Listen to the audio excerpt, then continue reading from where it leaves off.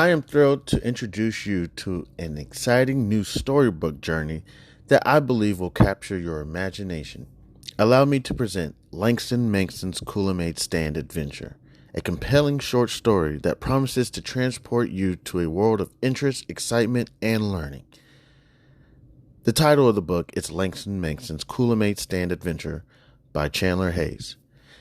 In a world of colorful imagination and captivating stories, a new children's book has emerged to empower our young minds with crucial life lessons, life skills, and financial literacy. Langston Mankson's Kool-Aid Stand Adventure is a cheering short story written by a talented Black author who understands the importance of equipping our youth in the early stages of life with the tools they need to navigate the realm of money, savings, and smart choices.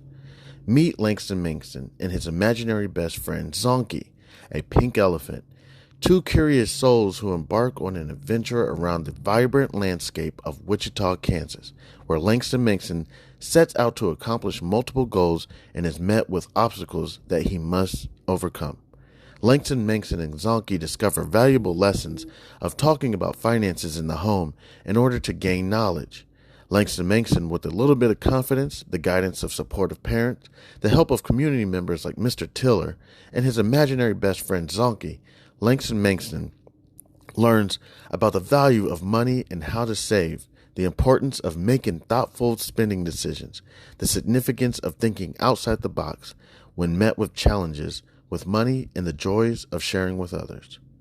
Through relatable experiences and engaging storytelling, young readers are introduced to the fundamental concepts of money, such as earning, saving, and spending responsibly. Langston Mankson set savings goals, teaching children the importance of planning for future needs and dreams. The book celebrates diversity and the different perspectives on money, shedding light on its role in different people's lives. The characters' interactions emphasize the joys of serving others, the gift of sharing, and making a positive impact in their community. The pages of Langston Mankson's Kool-Aid Stand Adventure come to life with vibrant illustrations. The colorful and imaginative visuals not only captivate young readers, but also enhance their understanding of complex financial concepts. Langston Mankson's Kool-Aid Stand Adventure is coming soon to bookstores and online realtors. It is a must-have addition to any child's library, fostering essential life skills while sparking the joy of reading. Empower the young minds in your life with the gift of financial literacy and imagination. Join Langston Mankson, Zonky, family, and friends on their extraordinary journey of running a drink stand to set them on the path of a brighter future.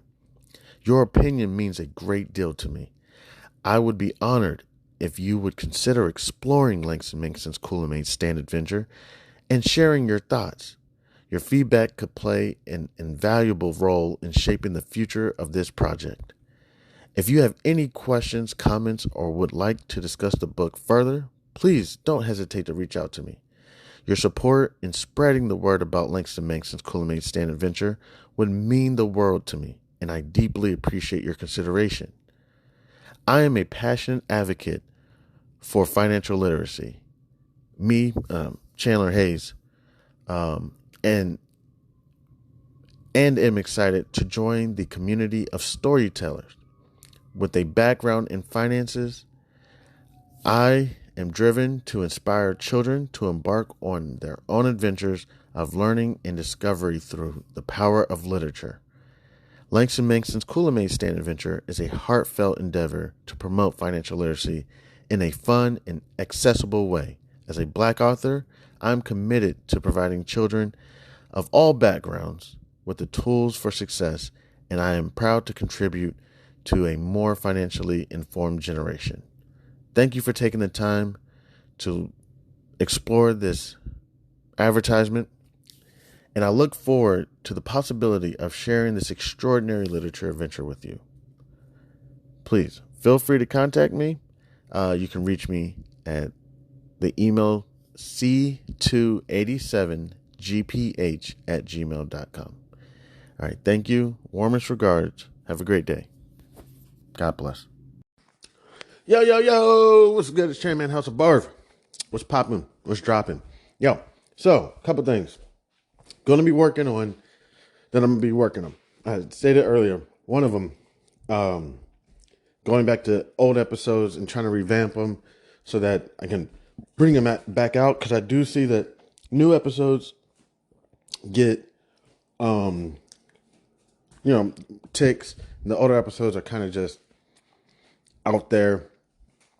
They may get listened to for like 25 seconds or something. But newer episodes, sometimes I notice people will listen for a little bit longer, 20, 30 minutes, something like that.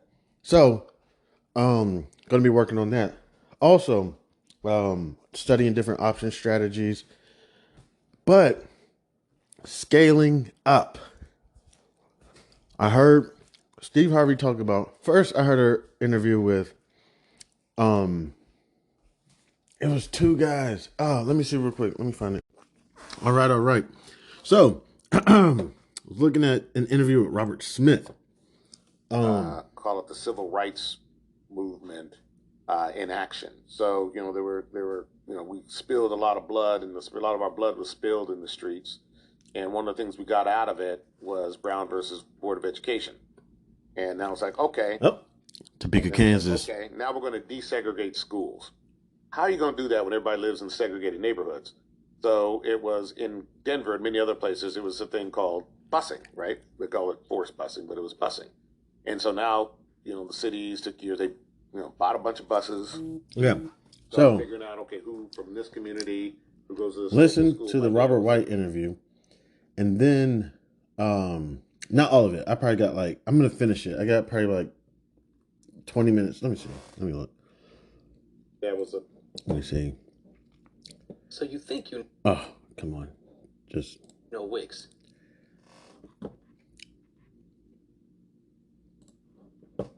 So I got 15 minutes in.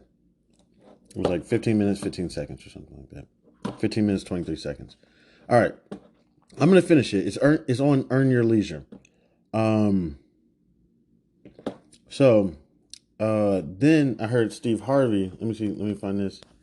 Steve Harvey mentioned Robert Smith on was it with Shannon Sharp? Steve Harvey.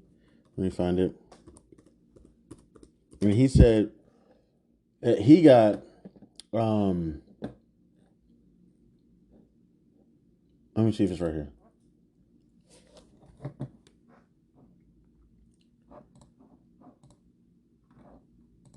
Is 30 minutes. No one gets more than 30 minutes. I went to Robert Smith's house and tell you this quick story. The billionaire. And the story is you got 30 minutes. No one gets more than 30 minutes of his time, period. I was told that. I done got a jet on a flew to Austin to his house. Cool, for 30 minutes, man. Then the lady explained to me at 30 minutes when I walk up, if he does that, that means give him 5 more minutes. At 30 minutes, that lady walked right in that room and he did like that. I said, well, I got 5 more minutes. And I sat there and we talked. She came back in, he did like that. She walked away. She came back again, he did like that. She didn't come back no more. I was at Robert Smith's house for 7 hours. Wow. The biggest thing Robert Smith taught me was to scale up. Everything you saying, Steve, scale it. You want to bring 300 boys to your ranch? How do you bring 3,000? I went to Robert Smith's house to tell you this quick story. The billionaire. It just clicked to me what scaling up does. It just clicked to me. I'm sitting here chilling, blah, blah, blah, blah. Trading days over. Walking around, and it hit me.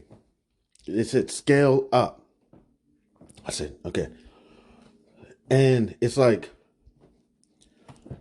just talked about but that I was considering trying to make $500,000 in a month, not waiting a whole year, $500,000 in a month. And what are we going to do? And I had people actually coming out of nowhere. This is how I know God's in my life. Coming out of nowhere and started just talking about millions.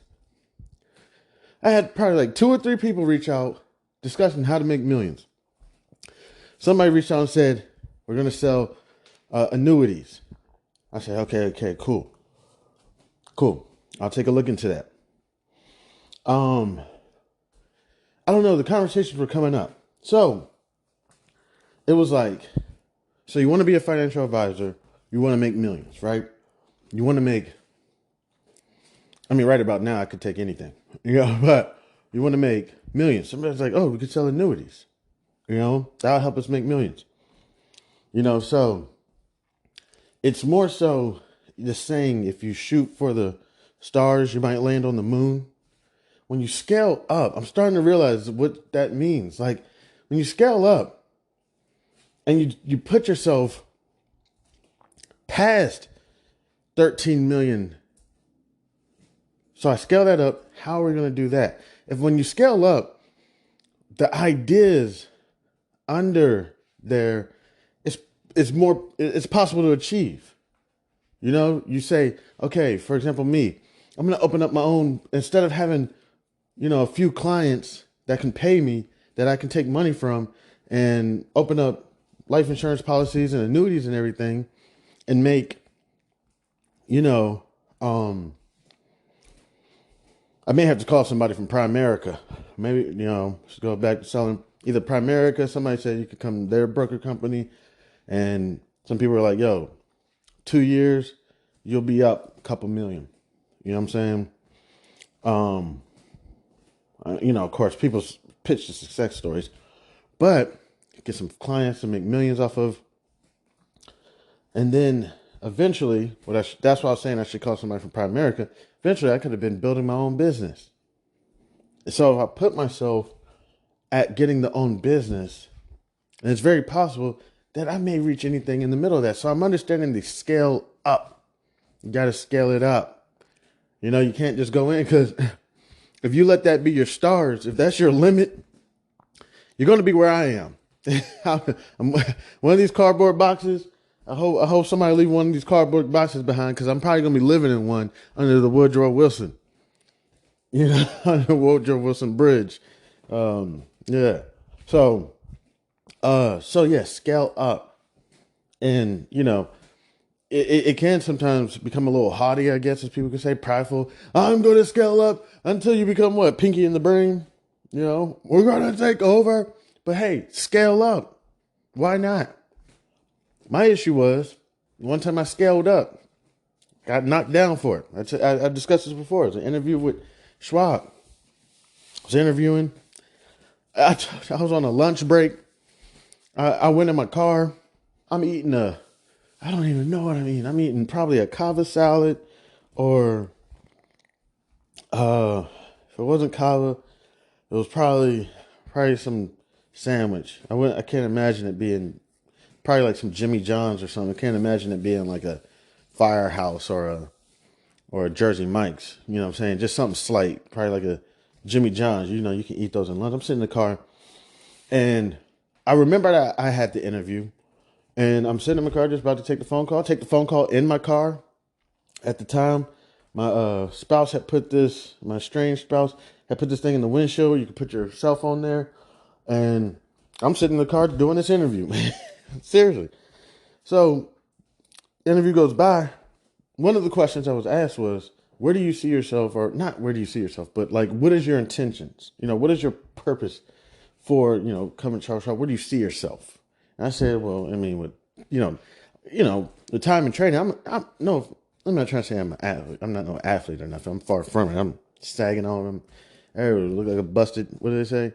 Look like a busted biscuit Pillsbury can or whatever.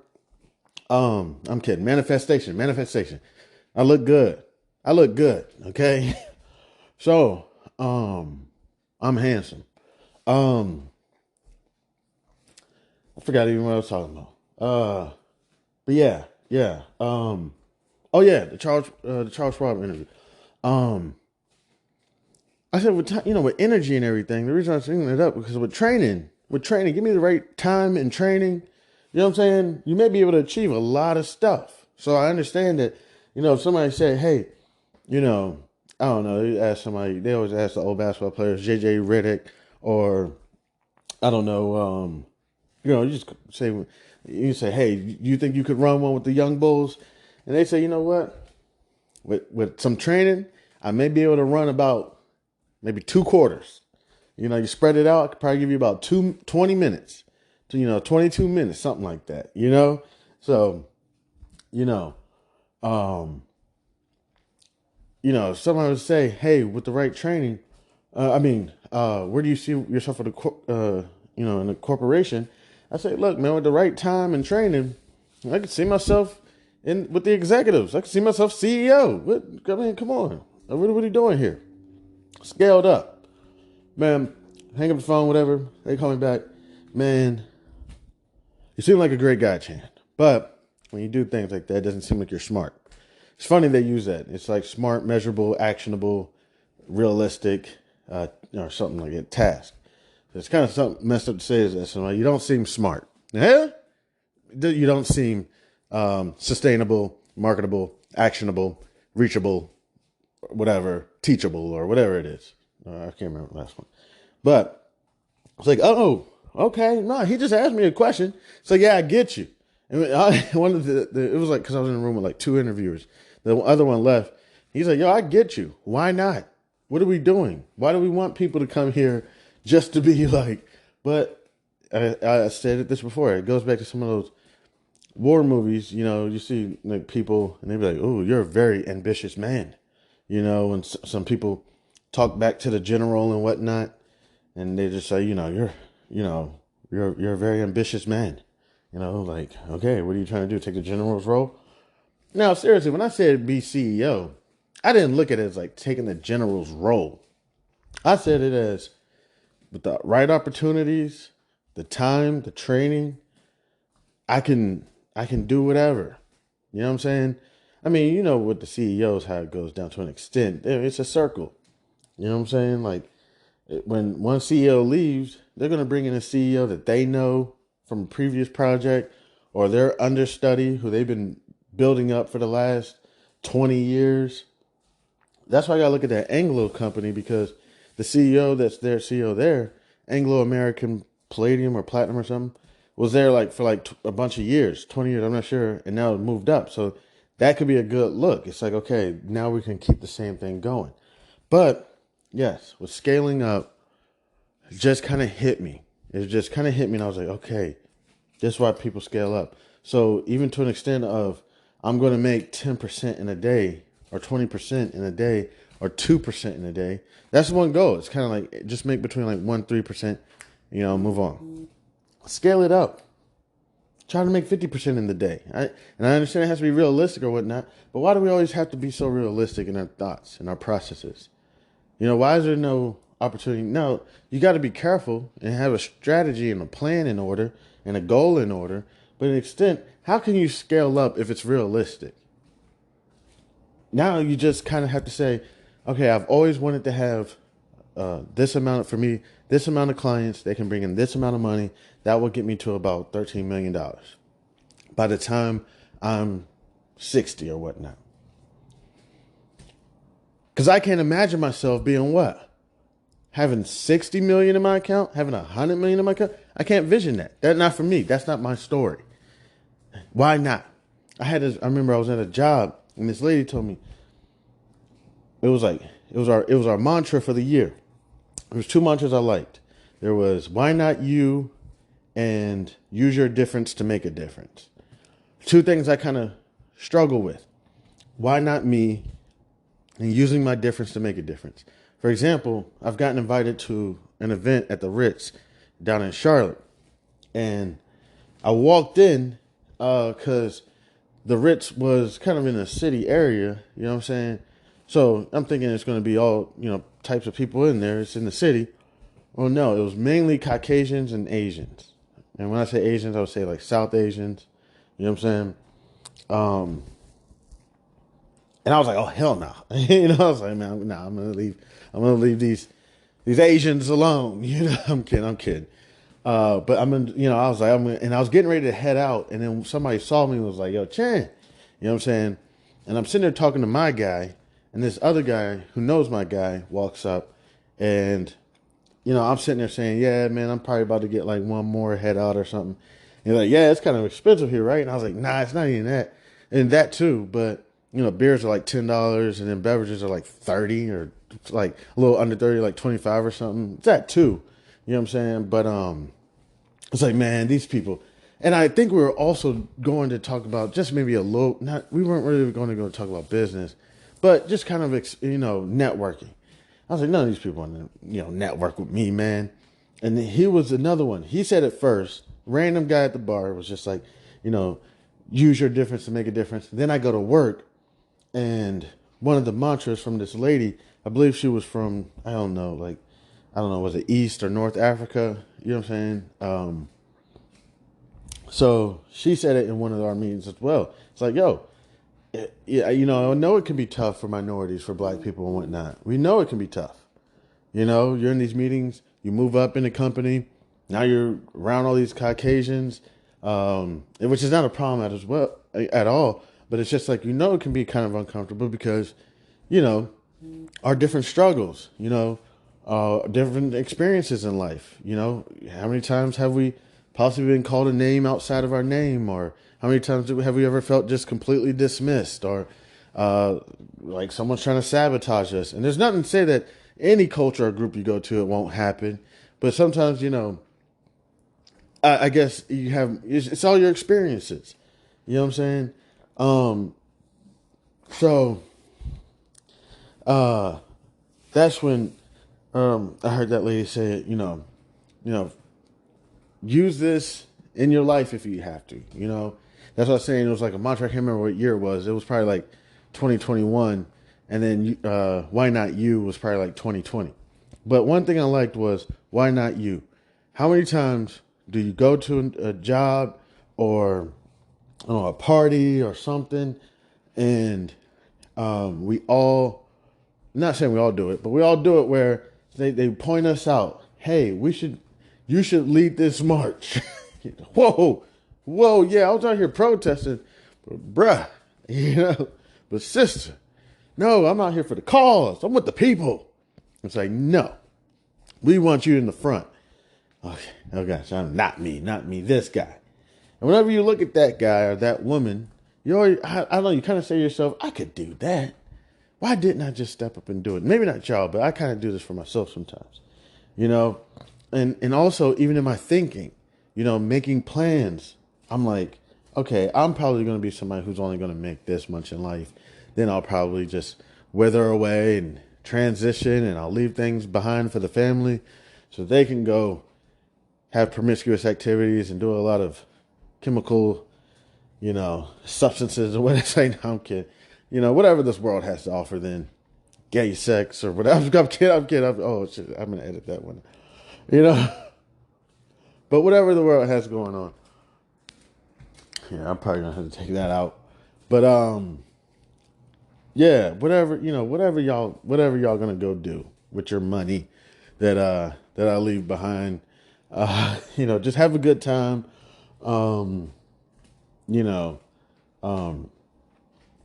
just do your thing. Don't worry about being judged or whatever it is.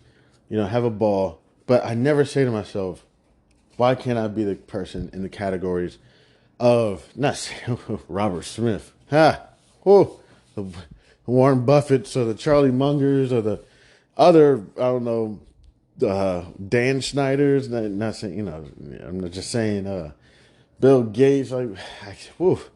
Can't see myself being up there, man. But hey, why not? And I'm going to keep working on this scaling up. Because immediately, this is the thing. I always go back to the Barack Obama, Michelle Obama thing when I seen them on that stage. I always go back to it. Once you scale up, like in your head, this is where I'm kind of scaling up right now. Why is it that I don't have my own business right now? Why is it that, I can see myself going to a broker-dealer office and it being my broker-dealer office, and I'm going to my office, wherever it is. You know what I'm saying? Like, I guess, and it can be a multi-billion-dollar company. Like, it can be. Why not me? Why not me? Why do I have to be the one to say, nah, You're just a customer service rep sitting next to Chad, who's over here, about to take over the world, and sitting over here next to Barbara or Tammy, you know. Hey, Miss Barbara, how's it going? Hey, Miss Tammy. Hey, Miss Christy, how you doing? What's for lunch today? That's why I always feel like that's where I'm supposed to be. That's where I'm supposed to be. But now I'm realizing in business, accounting, and regulation finance, how do I scale this up? And how am I going to bring it in? Because I'm going to have to bring in things from different angles. I'm not going to just be able to have one thing going. I'm going to have to bring in, let's say this podcast pops off. And also, as I said earlier, something I'm working on, going in on things. Not just kind of, I'm kind of just doing the podcast. I pick up the phone, I just start talking. Like right now, I had a thought. I said, let me pull up the phone and I'll just record it. You know what I'm saying? But I'll go back and try to edit things or whatnot. Maybe I shouldn't try to edit. Just kind of let things just go authentically. You know what I'm saying? I know it may mess up my publishing and whatnot. We'll try to work on that. Because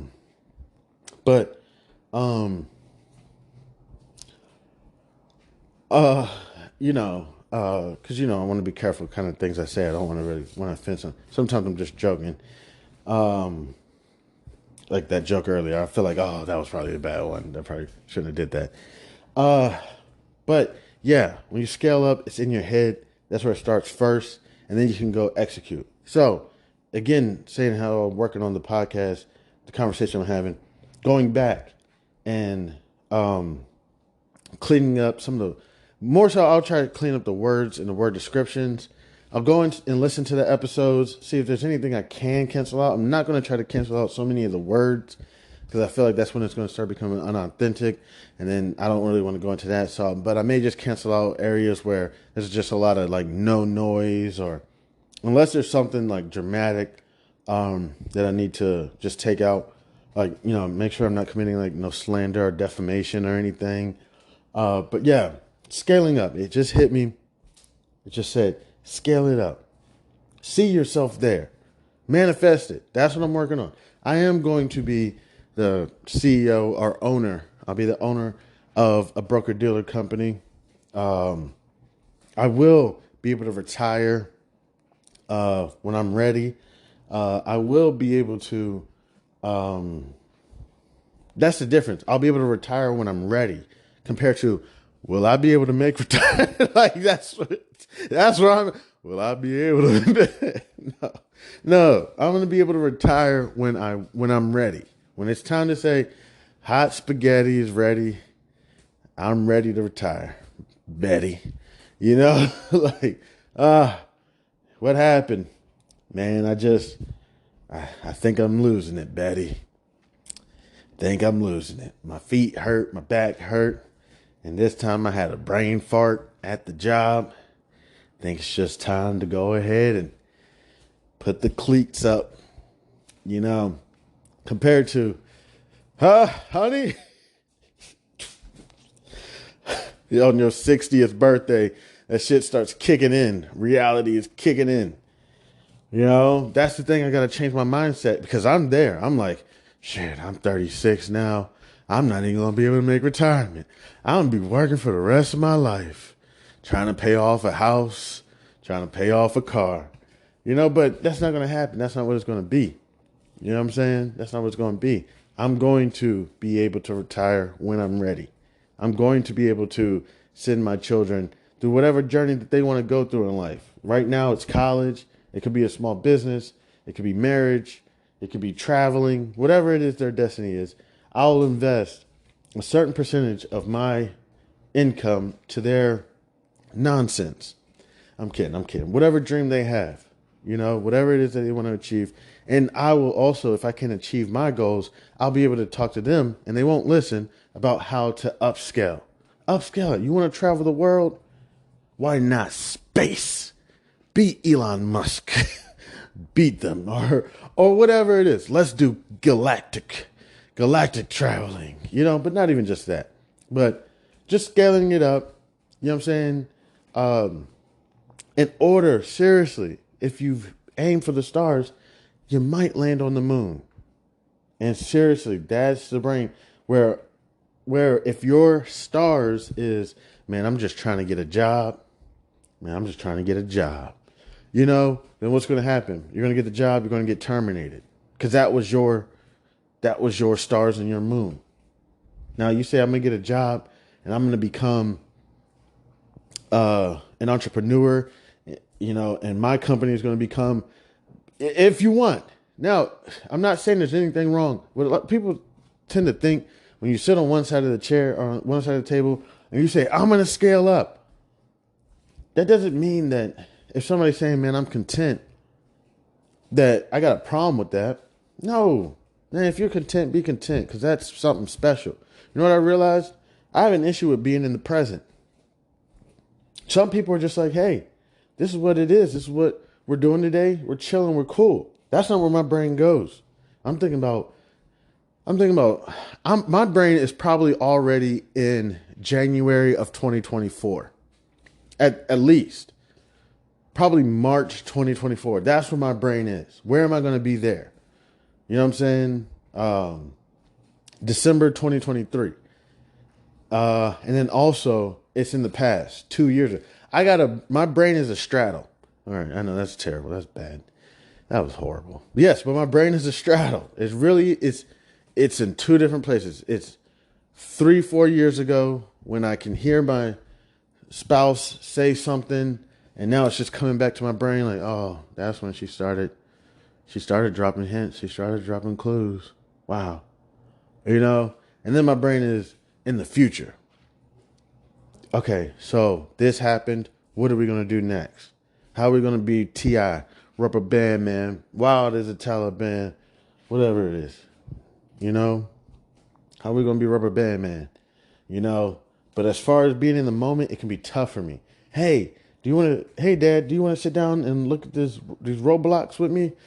Son, I'm sorry. I don't have time for your childish games right now. So, no, I'm kidding. Sometimes I will sit down. The other day, not the other day, it was about a week or two ago. A bunch has been going on. Sat down, played this game. It was a game for little kids. Just sat there, played it for like 2 hours. Kind of dozed off playing it. You know what I'm saying? And it was a good time, and it was fun. It was on the tablet. Can't remember when I find out what it is. I'll be sure to tell y'all. But yeah, that's what I'm gonna be working on, scaling up, so in order that I can take things to another level where my brain is supposed to be, where my brain wants to be, where my body wants to be, where my soul wants to be, and then all that really matters is where's God want me to be? You know what I'm saying?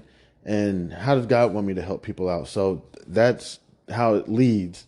But then, because for a long time, it's been a lot of ceilings. Now it's a great opportunity to try to see if I can, where my brain has always wanted to go. But how when they say positive words of reinforcement, if you go to your plants and you speak positive, you could get two of the same plants, feed them the same food, same water.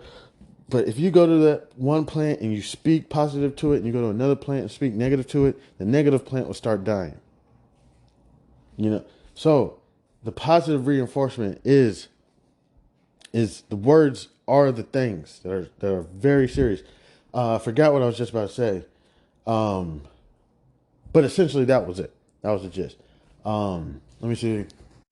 Oh, that when you go to organizations, so many times you've kind of always been spoken to negatively. Not you, me included, us. Not everyone, but me. I've experienced it. You get talked negatively. You know what I'm saying? You're not ready. This opportunity's not yours.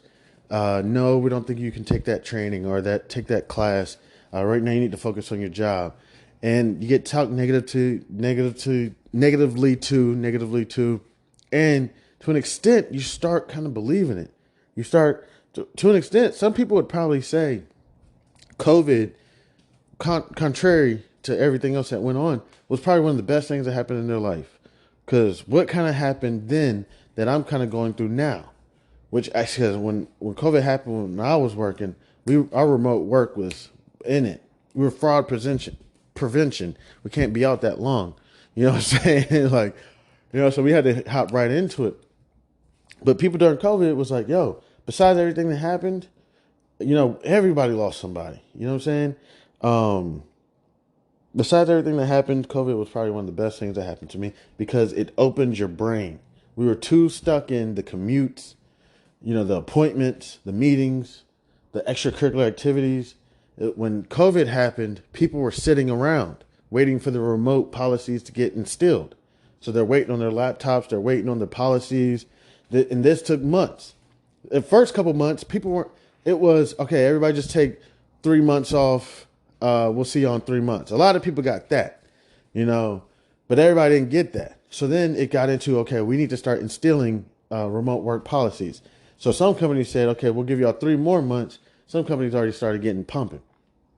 So in those 3 to 6 months where people were able to sit around and get paid, this was a huge difference, and get paid, realized for a second possibly what they were doing with their life.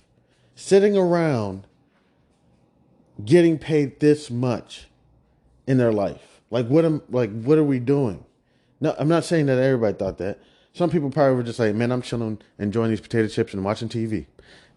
I'm good.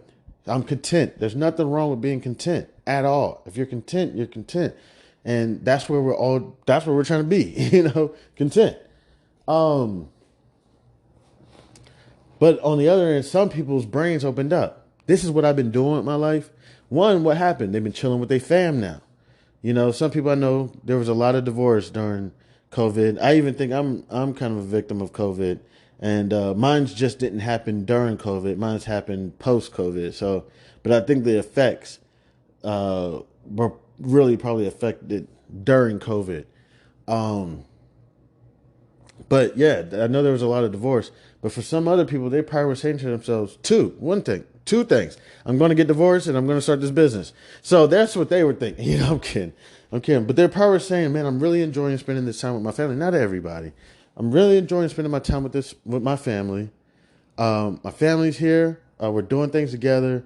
What is it that I'm getting up, getting dressed, not spending no time with my family, not my house is dirty, my car is dirty, my life is dirty, and I'm getting paid whatever it is, $1,100 every 2 weeks, $1,800 every 2 weeks. And then the laptop came in. And then what happened? You hopped right back into it. People said, nah. People said 2 things. I'm either going to pick up another job because I need to get where I need to get to. So I got one job that is paying the bills, and I got to, you know how you're supposed to be in your bills. One paycheck covers, this is what I mean, scaling up. I'm going to get 2 jobs. One job is going to cover the bills. The second job, whole other job is going to just be my savings. So you got 2 whole jobs. You're doing ridiculous. You're getting that bread. But other people didn't really go down that angle. Some people said, I'm just going to go ahead and start a small business. I'm going to get a stimmy from, Money Joe Bags Biden. And then I'm going to go ahead and take that stimmy. I'm going to start a business. Starting the business costs $300. I'm going to go ahead and start it. We're going to start getting it pumping. I got a few more weeks of this job. I've always wanted to start this, hair company, nail company, whatever it is. I'm just going to go ahead and do it. So then they started picking up their laptop, their personal laptop, and started typing in it. And just saying, you know what? Where do we begin? Someone told me where does a baby begin? They start with their first breath. Just go for the first breath. For example, myself, you want to start a broker-dealer company? What's the first breath? Find it and get started. And am I going to choke on my spit during the way? It's going to happen. Am I going to get dropped on my head during the way? Hey, what's up? What's going on up there? If things are going to happen, things are going to happen, but got to scale up and also got to start with the first breath and get this shit figured out. So I'm going to go ahead and stop there. Been talking for about 35 minutes. I want to say thank you to anybody and everybody who decided to stop by Kicking with Your Mans. I appreciate it. I'm Chan Man. This is House of Barf. Introducing the Listener Support Program, fueling the future and quality of House of Barf. Dear loyal listeners, at the House of Barf, we strive to bring you the most engaging, informative, and entertaining content every day into the world of business, accounting, regulation, and finance. We strive to provide you with expert knowledge, practical tips, and thought-provoking discussions to help you excel in your financial endeavors.